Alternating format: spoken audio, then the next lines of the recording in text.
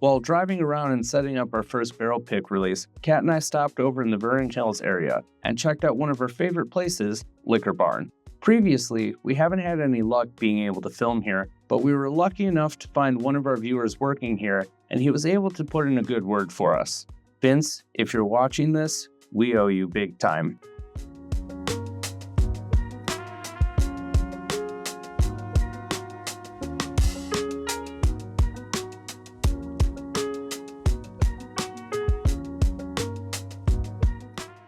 What we love about this store is not only do they have a decent selection of single barrels to choose from, but they're also available for as cheap as $3 a pour.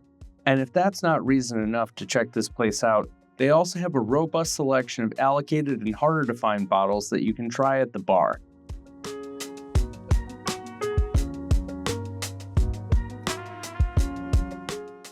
There's no denying that the selection at Liquor Barn is massive, and we can't wait to dig right in and show you what they've got.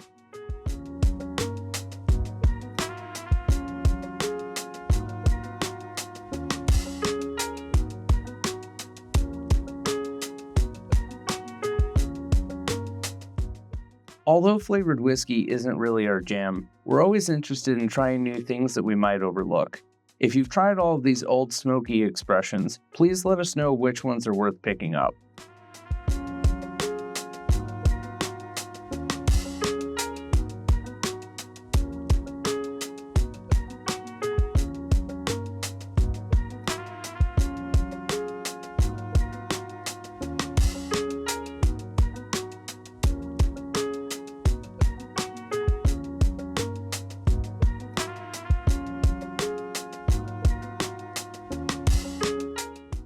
At one point in time, we loved the old Ezra 7-year bourbon, but we haven't tried the rye yet. If it's worth picking up, please let us know in the comments.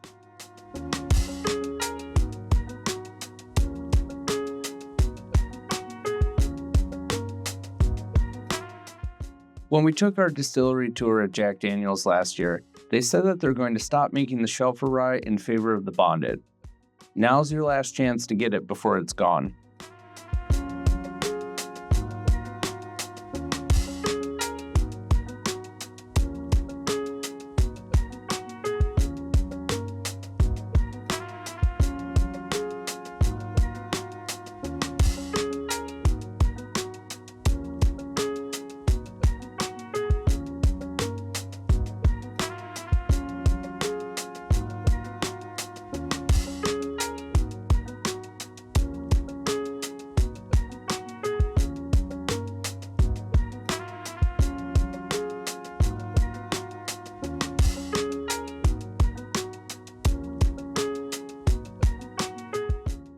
After many suggestions from our viewers, we started to come around about the Redwood Empire brand, but we haven't been the biggest fan of their lower proof releases.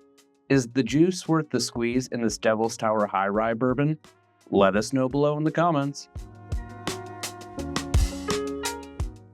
And whether you love or hate celebrity whiskey, this Sir Davis was actually not bad, but I'm not going to be paying $90 anytime soon.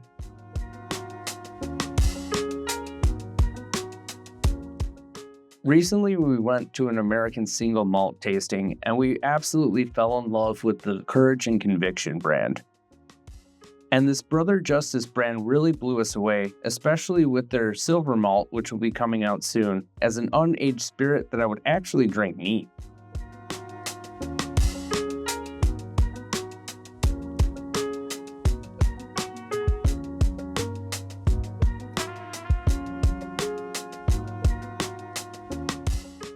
It's been quite some time since we've dabbled into the Journeyman Distillery line, and we're starting to miss it. I think it's time to hit up the distillery again and check out their new production facility in Valparaiso, Indiana.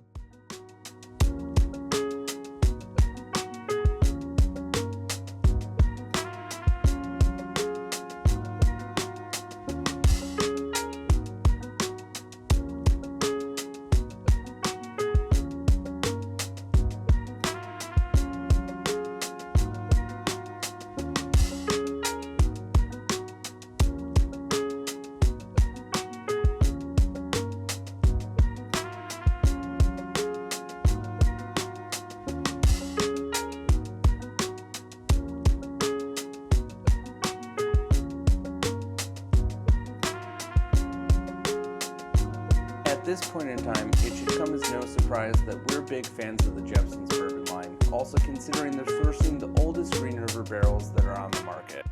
We're starting to pick up some of their experimental and one-off releases, like this port barrel finish. And they also had one of our other releases, arguably Jeppson's best release to date, which is the maple syrup barrel finish. But don't just take our word for it. We had our friends at CH send it over to Whiskey Row, and it really changed David's mind about the Jeppson's brand. He said whatever the retail price is, pay it, it's that good.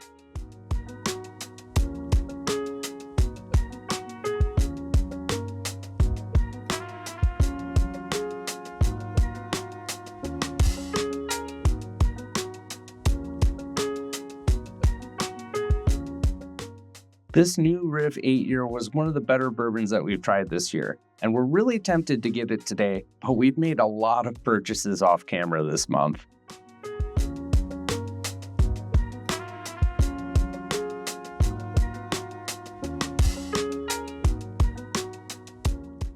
Has anybody tried this Never Say Die bourbon before? We're pretty curious about it, but we're looking for a little bit of feedback before we dive right in.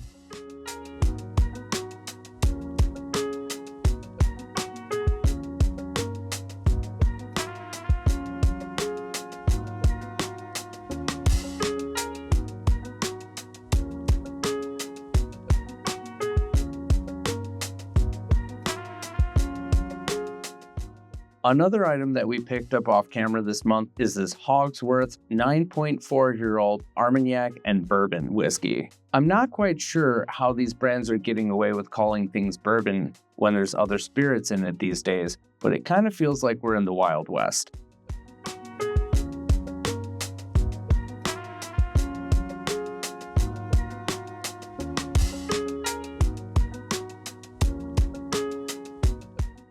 One of our newest patrons, Mary, set us up with a sample from Garrison Brothers. We haven't really had a whole lot, and we're excited to see if the brand matches with our palate. Thanks again, Mary. We really appreciate you.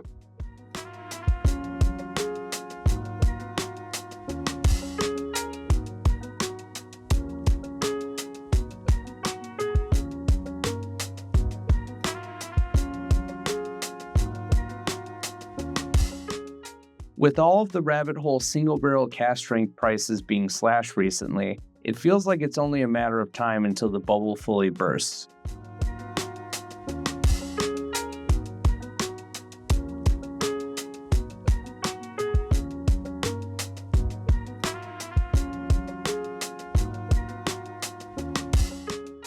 We recently did a guest spot on the Shy Guys Spirits podcast, featuring the Remus Repeal Reserve line, Series 4 through 8.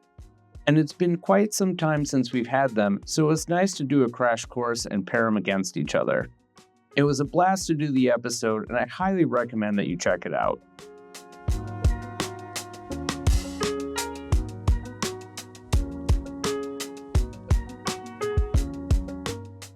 Over the years, the Larceny barreled proof line has fallen out of favor with our palate, but we recently picked up the C924 release and we're excited to see if it's changed with the label.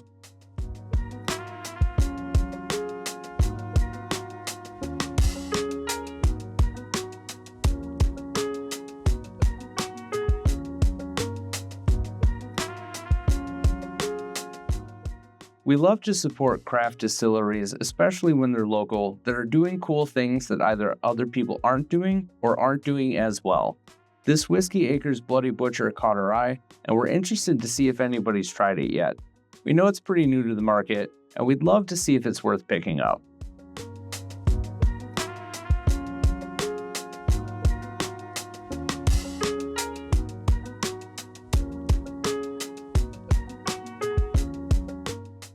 We're not the most informed when it comes to the Maker's Mark line, but we're wondering if there's anything different about this special proof bottle besides the fact that it's 101.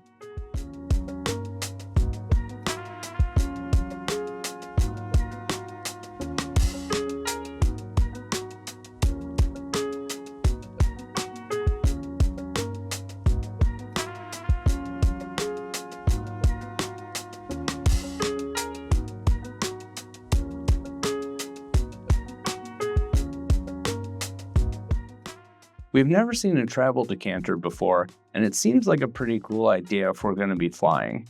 Has anybody tried this, and would you vouch for it?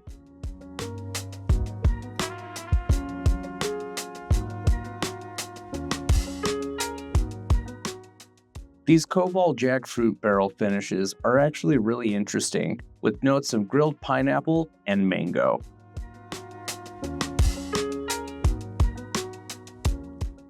I know that I just poked fun at Rabbit Hole, but these merry dowling expressions are amongst the best things that they're doing. So when we saw that they had a winter wheat coming to the market, we knew that we had to get it. I mean, after all, winter is coming.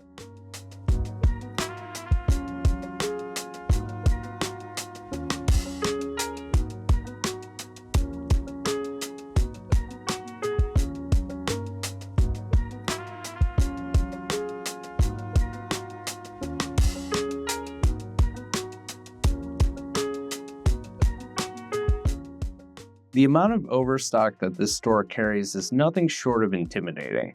I mean, the center of the entire aisle is nothing but overstock, from bourbon to scotch to rye to world whiskey.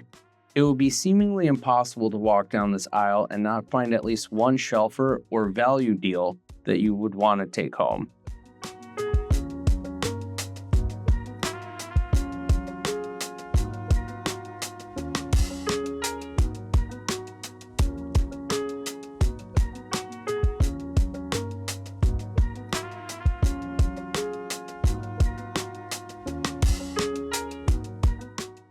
To all of the world whiskey snobs, this is your warning signal. To everyone else that sticks through, you're the bread and butter of this channel, and we appreciate you.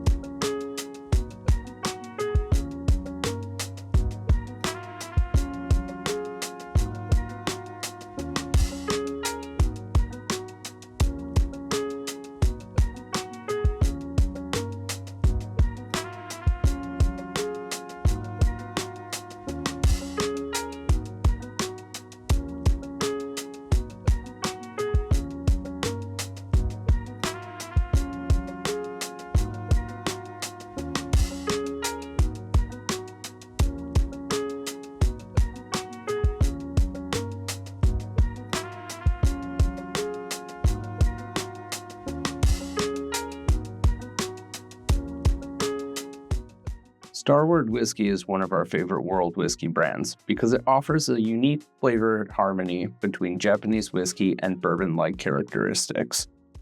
But we're also huge fans of the Method and Madness line, including any of the Chestnut series, which have a very delicate flavor profile that make it truly exceptional.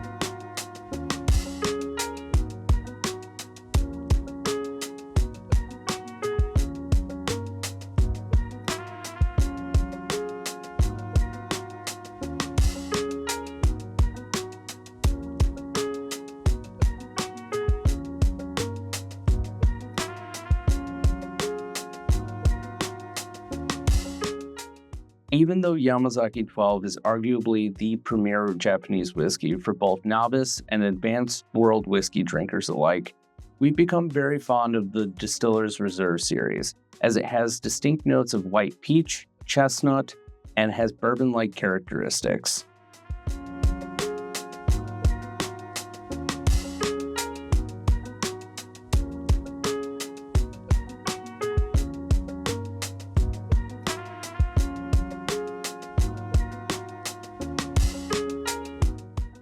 We also did a full tasting of the Stauning Danish whiskey line and actually really enjoyed the Bastard more than anything else.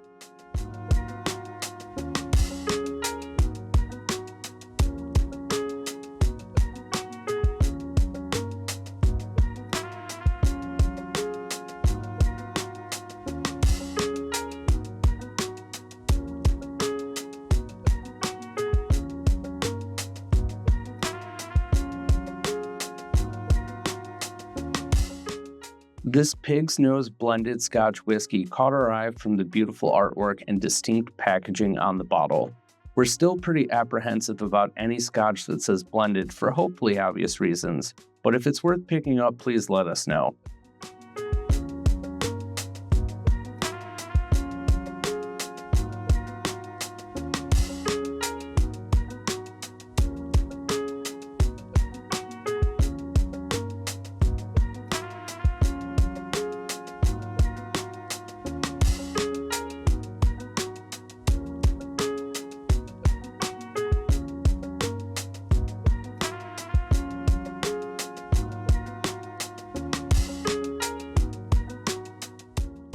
At the moment, we're going through a bit of a malt renaissance, and this Compass Box Orchard House has always been one of our favorites.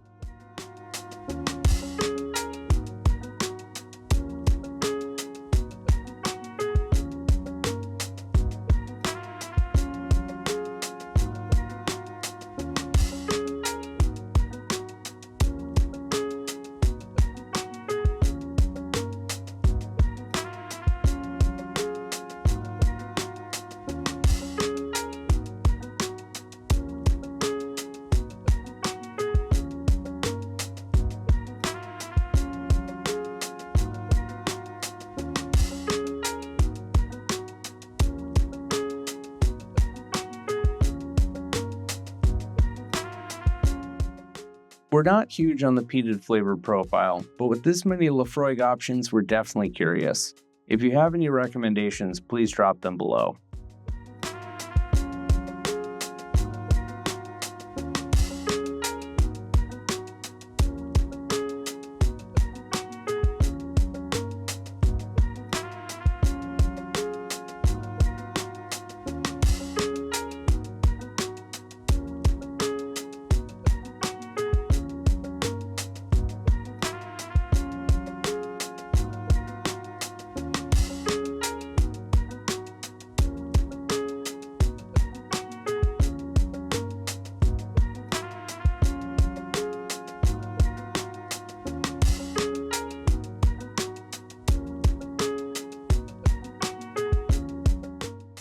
If you've been watching this channel for a while, you'll know that I'm a huge fan of the Glenfarclas line, but not a huge fan of the price increase over the last year or so.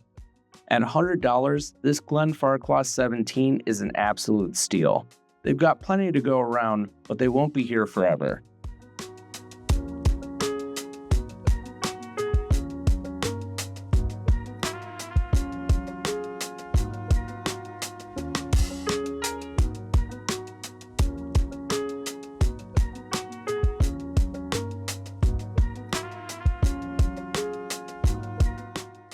We recently got to try the Old Quaternary 21 year and we absolutely enjoyed it. It is a little bit out of our price range, but we can dream.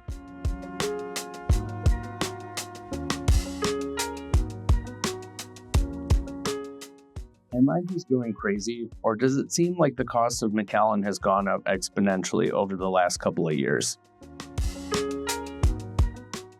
A while back, I thought I heard somebody tell me that the Dalmore series is great for a cigar blend substitute, but I'm wondering if there's anywhere where I should start.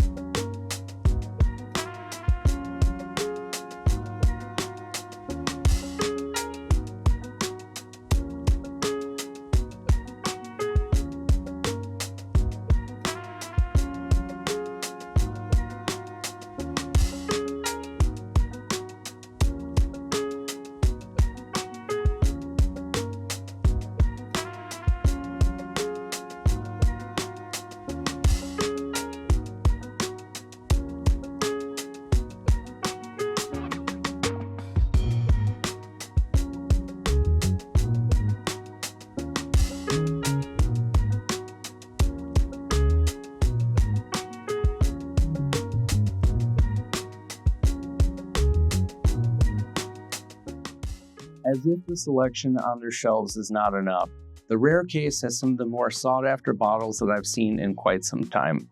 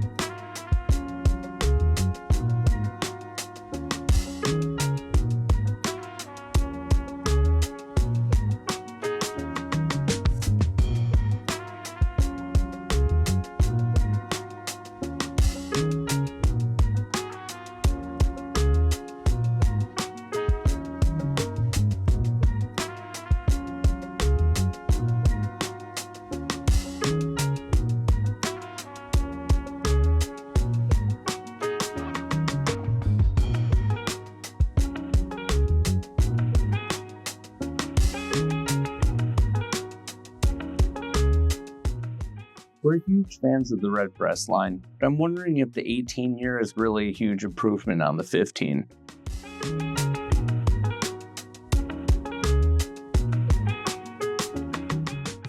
It's also nice to see a Rare Case with some of the more sought after items at a reasonable price.